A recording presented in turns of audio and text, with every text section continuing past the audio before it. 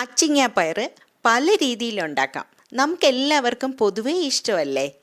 ഒരിക്കൽ ഇതുപോലെ ഒന്ന് ഉണ്ടാക്കി നോക്കൂ, തീർച്ചയായും ഇഷ്ടമാവും. അച്ചിങ്ങാപ്പയറും ഉരുളക്കിഴങ്ങും ചേർത്തൊരു മെഴുക്ക് വരട്ടി. 1 സ്പൂൺ വെളിച്ചെണ്ണ ചൂടാക്കി കടുക്, 1 നുള്ള് ജീരകവും കറിവേപ്പിലയും പൊട്ടിയ ശേഷം 10 വെളുത്തുള്ളിയും 1 കപ്പ് ഉള്ളിയും പാകത്തിന് ഉപ്പ് ചേർത്ത് വഴറ്റി നിറം മാറി തുടങ്ങുമ്പോൾ ഉരുളക്കിഴങ്ങ് ഒരെണ്ണം നീളത്തിൽ മുറിച്ച് ചേർക്കാം. കൂടെ 1 ടൊമാറ്റോയും വഴറ്റി ഹാഫ് കുക്കാവുമ്പോൾ വെള്ളം ചേർക്കണ്ട. ഈ ടൊമാറ്റോയും ഉരുളക്കിഴങ്ങും വെളിച്ചെണ്ണയിൽ കുക്കാവണം. ഈ സമയം ഒരു മസാല ഉണ്ടാക്കാം.